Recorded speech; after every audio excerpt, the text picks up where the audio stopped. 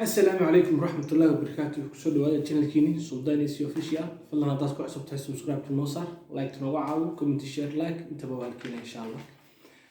اللهم استعان ما أنت واحد مكان دونا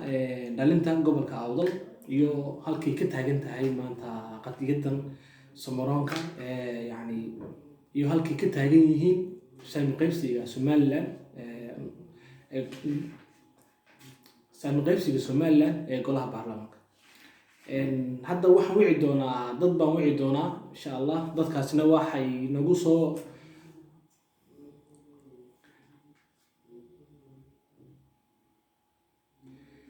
hadda waxaan wici doonaa qofkii ugu horeeyay ayaa inoo wici doonaa hadda dadkaasina way ka soo qayb gali doonaan uuna ku furan yahay waana ka soo qayb gali kartaa xilligu live-kaasi jiro marka hadda qofkii ugu horeeyay aan eegi doonaa ina soo wacaya هلو هلو هلو السلام عليكم. وعليكم السلام ورحمة الله وبركاته. هل كانت شوكتي يم مقعد وصدح ولا؟ ولا الوقت وحن شوقا ودنا كتير ملكا مقعد ومحمد إنه ظاهر. ما شاء الله هي. الوقت اليوم وحن ربنا ما أنتنا كهذا والله عرنتها بتهاجن تعمل طيب ستيجا ومدبضن عبشة زي شو سعودي. الله هذا أي تاجن تاي شو تنسلوت شو شغلتي ما شاء الله أردت أصلا ما ناينا نوحلا أنا كهذا صح قرتها marka haynu bilaabano barnaamijkeena haynu bilaabano barnaamijku sidoo ku socda amba uu sidoo uu yahay yani ciwaanka saraad ku soo aragtay waa barnaamijka saami qaybsiga gobolada galbeedka صح ولا وانا أركا ciwaanka meesha ku soo qortay gobolada dhalinyarada galbeedka maxaan farahay saami qaybsigooda waan arkaa waxaan arkay ciwaanka taasana soo tixraacay صح horta marka laga hadlo saami qaybsiga 30 sanadood baa laga soo hadlayay Somaliland horta dadkii maxaan farahay dhisay aasay wareer Soomaaliya ay awdal weeyay صح Somaliland ماشي بدوبة لو قلت هجينا وقبل كأول صح محن فرهاي سيدي ورثة Somaliland حتى ندت كل سبب عن هاي دت كل بدو كهيب عن هاي محن فرهاي ما أنت منافعات كذي حل كذي وحول بيت هاي عطنا وحول ما أنت ما قبلنا نبى وحلاقة هاي عشان أقول لسيكم أفهم بين هي صح ورثة نمك محن فرهاي حل كهاي عدة جونتها عطوا dadka Somaliland meel la wada leeyahay oo beelo wada degaan dastuurka Somaliland ku qornayd Somaliland la wada lahaa sidii xeerka lagu aasaasay ma noqonin صح horta mid baan ka inaan ka hadlo rabin maanta maxaan faraday mid inaan ka hadlay tahay saami qaybsiga dastuurka markii la qoriyay 2005 waqtigii daahiraya warunta wax yar han ka dhex galo waruntaas halkan waxaan ku haystaa afar su'aalood aan rabaa inaan ku weydiiyo adoo si yar oo degan ayaad iiga jawaabi doontaa insha Allah صح sooda su'aasha koowaad waxa weeye sidee buu ku heli karaa Soomaroon amba gobolada waqooyi gobolada galbeed sidee ku heli karaan yani xaqooga amba yani sidee ku samaysan karaan dhalinyaro isku midaysan oo xaqooga iyo wuxuu u dooda horta maxaan farahay Soomaaliland maanta wuxuu xaqiisa iyo xuquuqdiisa ku heli karaa maxaan farahay Soomaalidu waxay tiraahdaa dhil waxa dhil maran la isku ma dhifto waxa isku qalmina la isma dhaafsado صح maanta reer Somaliland ay awdal inay maxaan farahay xaqooda iyo xuquuqdooda ay doorasho dhaafsadaan horta wax qurux badan maaha anu wax reer awdal dhammaan baaqan u diray wuxuu yahay inaan doorasho sida lagu gelin maxaan farahay la diido Soomaalidu waxay tiraahdaa kadib waa yaqaanaa laga dhimayna halkii waa yaqaanaa waa xaqiina iyo xuquuqdiina waad garanaysaa ree awdal baa qaar u diray wuxuu yahay talaadiintooda siyaasiyiintooda waxgaradkooda uqaashooda rag iyo dumar waxaan u dirayaa maxaan faraday doorashada inaan laga qayb qaadanin ilaa sayra ilaa boorama gobolada galbeed meel kasta degaan ree awdal inayna doorashada saa ku gelin ilaa xaqoodii maxaan faraday ay helayaan ما شاء الله فكر في عن فكر كان هادي أبو في عن يهي su-aasha labaad haddaynu u degno odayaasha yacni odayaasha Samaroon maxaad ku odhan lahayd iyagana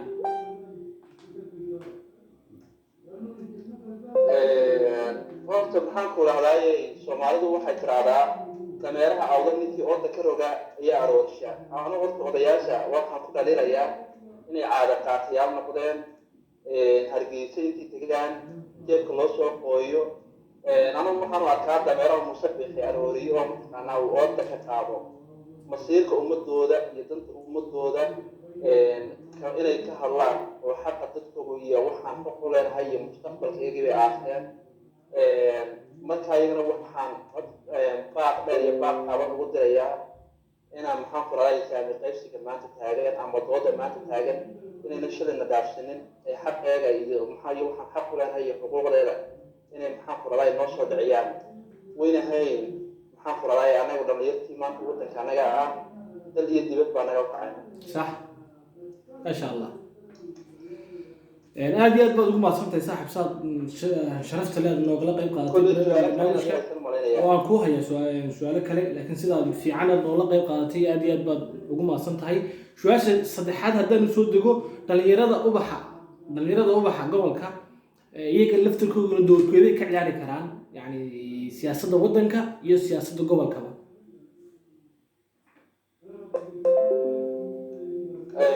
horta dhalinyarada gobolka waxa la alif ka xumaadaa albaqarkaaga ma haro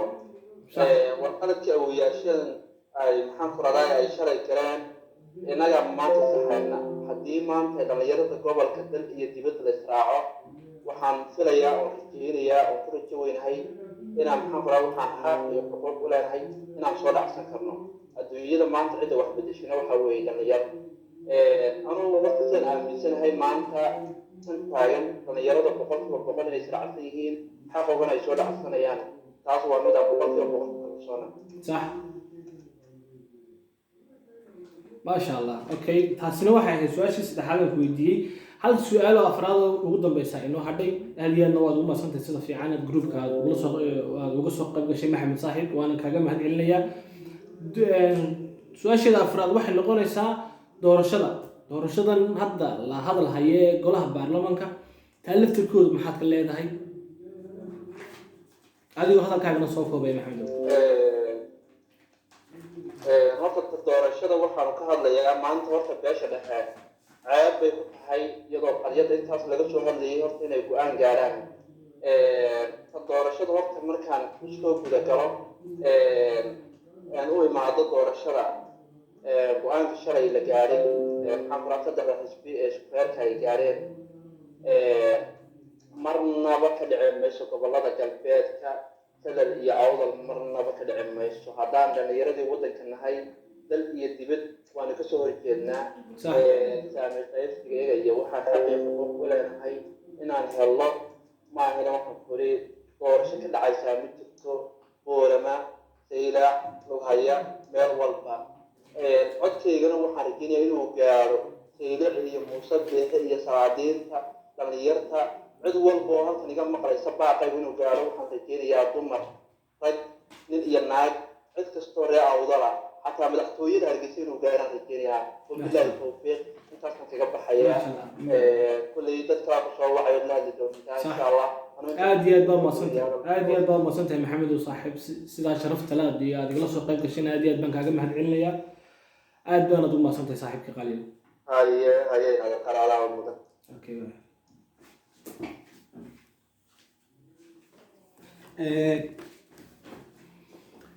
haddana waxaanu soo qabsan doonaa amba aynu eegi doonaa cidda kale ayna soo wacda koolka labaad waa arkaa wiil sam la idhaahdo assalaamu calaykum وعليكم السلام حاجة ولا أدب كو سلام يا تونا تما لي مغلا si fiican baa lagu maqlaa walaal si fiican baa lagu maqlaa halkaad ka soo hadlaysid iyo magacaaga saddexaad magacay wato waa xabaale waxaan joogaa waddanka Jarmalka ما شاء الله ku horeyn aad u salaamaya hadalkii Abdiwahaab aad iyo aad haddaan intaan joogo waxa weeyaan waxaan ka mid ahay dhalinyarada Jarmalka joogta صح runtiina waxaan rabay inaan kulley baaqan soo gudbisto kusoo Abdiwahaab اوكي محمد سامو aad baad saaxiib u mahadsan tahay sida fiican aad nagula soo qayb gashay iyo sida fiican aad nagula soo dhawaatay marka Saamu afar su'aalood aan ku weydiin doonaa afartaas su'aalood insha Allah ayaad ka jawaabi doontaa bacdeenna waxaad sii gali doontaa inta yaraad isleedahay faahfaahi amba wixii aad ummadda Soomaaliyeed aad la wadaagi kartid waad ku sii darsan kartaa insha Allah aad baad soo mahadsantahay Cabdiwaabo dhawaad waxaan rabaa inaan ka sheego yani waxyaabo ku saabsan doorashada soo socota ee la qaban doono صح waxa weeyaan Cabdiwaabo haddaan hadalka ka boobo waxa weeyaan dad baynu nahay horta kasoo jeeda gobolada ما شاء الله صح awdal iyo salad iyo gibli runaantii waxa weeyaan sanado badan baa lagu soo jiray hawlahan wax kasta oo taagan waan ogeey صح dulqaad badan baan soo sameynay dhalinyarteedu waxa weeyaan iyagoo wax arkay wax uu dulqaadanayeen ama ay u sameeyeen صح dadkooda iyo mataqaanaayeen odayaasha hoggaanka oo ah laakiin hadda waxa weeyaan taradii anaga imkana taagan tahay haddaanu nahay dhalinyarta qolba joogta ah waxaanu aad uga soo horjeednaa go'aanka horta doorasho sanadkan la gaadhay waxaanu ku qanci karnaa maaha waxaan in badan kusoo jirnay waxa weeyaan gobolada salad iyo gabile iyo awdal صح ما هو حكوفلان وحيابها ما تقعناي أي كليهين أما دورشة ذاك قيد كليان إنه يكون قيد كلي كرا صوتها وحويان تلقى دل وذليه هدان وهين تدل كليه هي بعشتها مرها تلقى هالنقد دل وذليه ضد وصح محمد وأدي بالضبط صدق هذا فكر كذا في عنا نقول قبل شيء هذا لون نقولنا حق سؤالها محمد maxaa isleedahay doorka odayaasha Samaroon aba gobolka Awdal iyo inta sanad iyo gabley taga maxaad oran lahayd doorka ay ka ciyaarayaan siyaasadda maanta haddaan halkaa aan ka hadlo odayaashu annagayna matalaan waxa weeyaan odayaasheedii waa aabbayaashii awowayaashii waa kuwa waxa weeyaan dee aanu magacoodaba ku taagannahay laakiin waxaan leeyahay odayaasha tixgeliyaan codka dhalinyarada ka dhiidhiyaysa mataqaanaa ama diidan saamo qaybsigaas inuu nasax ahayn marka odayaasha waxaan leeyahay go'aamadii hore soo qaateen waxaan idinku taageernay buu ahaa waxaan leenahay go'aanadan hadda soo baxayna waxaanu qabnay inaan la qaataan rajeynayaa ama fikirkaan leenahay inay hore noogula dhaqaaqaan insha Allah okay waayahay haddaynu u gudno su-aasha labaad Samaroon amba goboladaas maxaad isleedahay sidee bay ku heli karaan saamigooga amba sidee bay ku heli karaan bad isleedahay xaqooda Cabdiwaabo waa su'aal aad u wanaagsan oo loo baahan yahay in la isweydiiyo waxa weeyaan waxaanu nahay meesha goboladaas salad iyo gibli iyo awdal waxay leeyihiin dhalinyaro fara badan oo maanta looga baahnaa inay isbedel sameeyaan kuwii looga baahnaa inay horumar sameeyaan marka waxaan leeyahay haddii aynu rabno inaynu mataqaanaa dhalinyaro aynu helno mataqaanaayay waxa aynu saamiga u leenahay inaad diidaan ama aad diidaan yani waxyaabaha aynaan u dulqaadan karin waxa weeyaan isbedelka waxa sameeya waa bulshadeenna ama dhalinyarteena waxaan leeyahay wixii aan idiin qalmeyn dee isku quulina uma qalantaan taasna aad baan dhalinyarta ugu dhiirigelinayaa inay isbedel sameeyaan oo maanta meeshan ay joogaan meel ka wanaagsan ay gaadhaan runaantii waan dareensanahay in qalbigooda ku jirto wixii aniga igu jira laakiin waxaa la rabaa inay muujiyaan ama ay dibadda u soo bandhigaan si dadku ay u fahmaan waxa ay diidan yihiin taasna waan leeyahay waxa kaloo leeyahay doorasho mataqaanaa ayaan lagaga qaybgelin guryaha lagaga qaybgelin midaas way inoo soo socotaa maxamedow Saamow yaralahow Saamow midaas way ta doorashada gadaal baniyada aan kaga hadli doonaa su'aasha saddexaad aan ku weydiinay waxay tahay dhalinyarada u baxa wadanka maxaa lagu leeyahay digna doorka ay ka ciyaari lahayn iyaguna